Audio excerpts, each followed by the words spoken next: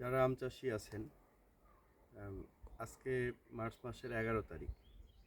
এই সময় যদি আমের বাগানে আপনারা ভিজিটে যান, একটু খেয়াল করবেন হপার পোকা আছে কিনা আপনার বাগানে। হপার পোকা চেনে না এরকম আম চাষি খুবই কম আছে। তারপরেও একটু বলি সবার জন্যেই। দেখবেন যে বাগানে পাতার মধ্যে চটচট শব্দ হয় বাগানে ঢুকলে, ওইটাই হপার পোকা। হপার পোকাটা কচি মুকুল, কচি পাতা, এই কচি পাতা এবং কচি মুকুলের রস খুব পছন্দ করে।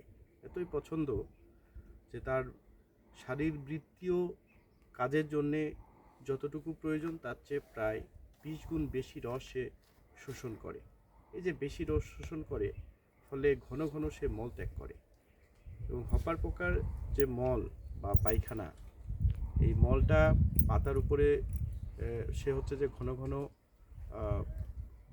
আপনার হচ্ছে যে বের করে দেয়।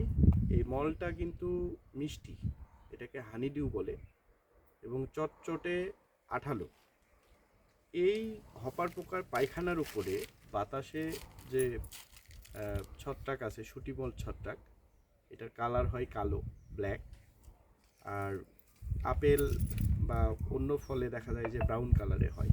ম্যাঙ্গোতে, এশিয়া মহাদেশে এই ফাঙ্গাসের কালারটা হয় ব্ল্যাক, কালো কালার। এই ছত্রাকটা পড়ে। এই ছত্রাকের আবার পছন্দের খাবার এই হানিডিউ, অর্থাৎ হপার পোকার মিষ্টি চটচটে আঠালো যে পায়খানা, এটা খুব পছন্দ। ফলে কি করে, এই শুটিমোল্ড ছত্রাকটা আপনার একেবারে বংশ বিস্তার করে খুব দ্রুত।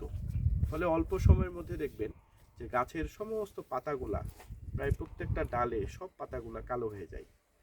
পাতার উপরে একটা লেয়ার পড়ে যায়, একটা আস্তরণ পড়ে যায়, যেটাকে চাঁপাইনবাবগঞ্জের লোকাল ভাষায় কৃষকরা যেটাকে মহালাগা বলে।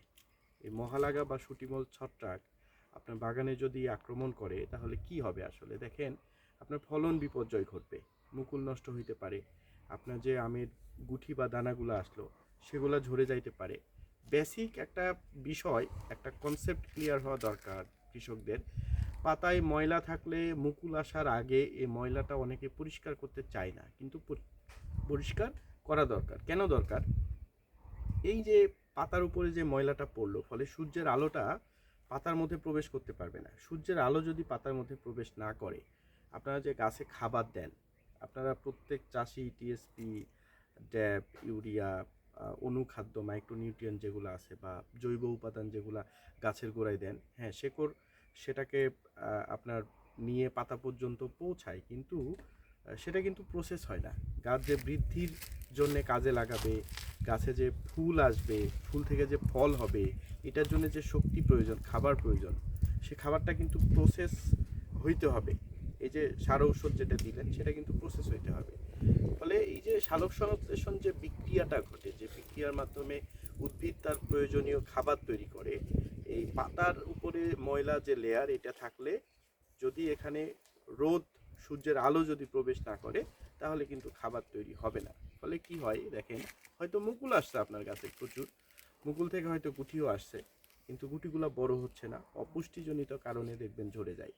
আমরা মানে এই গল্পটা কেন বললাম, এই যে এটা গল্প না, ঠিক এইটাই ঘটে। এটা কেন বললাম, অধিকাংশ বাগানে যখন আমরা ভিজিট করতে যাই, যখন মোটর দানা বা মসুর দানার মতো দানা আসে, দানাগুলা ঝরে পড়ে যায়। এই দানা ঝরে পড়ার কারণ দেখা যাচ্ছে যে 4টে কারণে দানা ঝরে পড়ে। এর মধ্যে একটা, পানির যদি সংকট থাকে, তাহলে আপনার বোটার ওইখানে একটা অ্যাবসিসন লেয়ার তৈরি হয়, ফলে ওইটা ঝরে পড়ে। আর একটা কারণ হইতে পারে যদি মিস ফ্লাই, যেটা গল মিট যেটা, এটা যদি আক্রমণ করে, এখানে লেদা পোকাটা হচ্ছে যে আপনার আমের শ্বাস খেয়ে বের হয়ে যায়, ফলে ওই আমটা ঝরে পড়ে। আরেকটা কারণ হইতে পারে প্রাকৃতিক কারণ, অনেকগুলা গুটি আসছে একটা শীষে, একটা মুকুলে, তাইলে কিছু গুটি অটোমেটিক ঝরে পড়বে, সেটা একটা কারণ। আরেকটা কারণ কিন্তু অপুষ্টিজনিত কারণ। যদি পুষ্টির ঘাটতি থাকে, সেখানে যদি জিঙ্কের ঘাটতি থাকে, সেখানে যদি বোরনের ঘাটতি থাকে, মাইক্রোনিউট্রিয়েন্টের ঘাটতি থাকে, আম ঝরে যাইতে পারে। তো আমরা যখন বলি যে আপনার বাগানে মাইক্রোনিউট্রিয়েন্টের ঘাটতি আছে, অধিকাংশ কৃষকই আমাদেরকে ফিডব্যাক দেয় যে ভাই, আমি তো আমার গাছে পর্যাপ্ত পরিমাণে আমি সার দিয়েছি, মাইক্রোনিউট্রিয়েন্ট দিয়েছি, জৈব সার দিয়েছি, এরকমটা হওয়ার কথা না।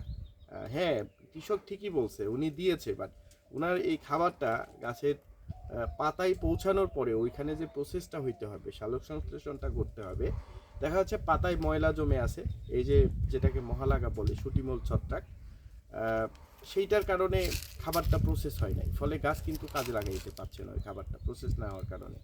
সুতরাং ওই খাবার দিলেও কিন্তু খাবারটা কাজে লাগতেছে না, এই যে ব্যাপারটা। এই কারণে প্রত্যেকটা আম চাষির প্রতি আমার উদাত্ত আহ্বান থাকবে, গাছের পাতায় ময়লা রাখবেন না, মহা বা শুটিমল ছত্রাক এটা হইতে দিবেন না।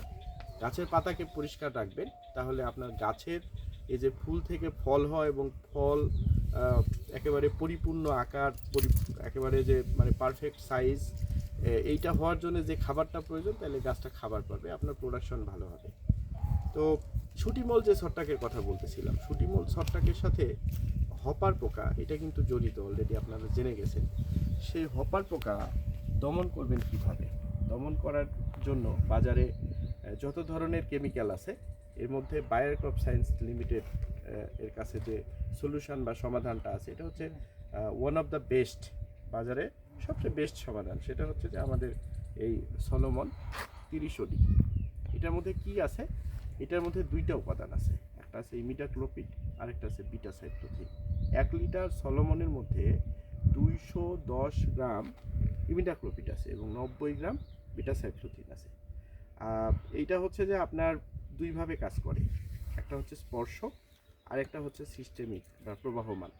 এবং এটার মধ্যে নকডাউন ইফেক্ট আছে। স্প্রে করার প্রায় 30 মিনিটের মধ্যেই কিন্তু রেজাল্টটা দেখা যায়। স্প্রে করলেন আপনি, যদি পোকার শরীরের মধ্যে পড়ে, দেখবেন যে পোকাটা আধা ঘন্টার মধ্যেই কিন্তু কিল হয়ে যাইতেছে, মারা যাইতেছে।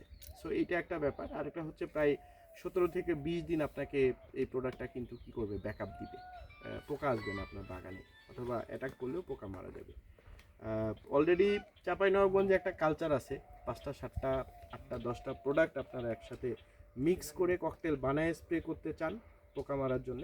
কিন্তু আমি বলি যে এই সলোমনটা হচ্ছে নিজেই একটা ককটেল, কেননা এইটার মধ্যে বিটাসাইক্লোথিন আছে এবং ইমিডাক্লোপিড আছে। হপার পোকা দমন করার জন্য এর চেয়ে ভালো প্রোডাক্ট আপনি আর বাজারে পাবেন না। সলোমন একাই 100, হ্যাঁ, সলোমন অলরাউন্ডার। সলোমন যদি স্প্রে করেন, আপনার বাগানে হপার পোকা থাকবে না। এবং এটার সাথে আরও কিছু শোষক পোকা আছে, যে শোষক পোকাগুলোও এই সলোমন দমন করতে পারে। সুতরাং আপনি যদি আম চাষি হন, তাহলে আপনার হপার পোকা দমনে এবং চোষক পোকা দমনে প্রথম পছন্দ হওয়া উচিত এই বায়ার ক্রপ সায়েন্স লিমিটেডের সলোমন 30 OD। ধন্যবাদ। আসসালামু আলাইকুম।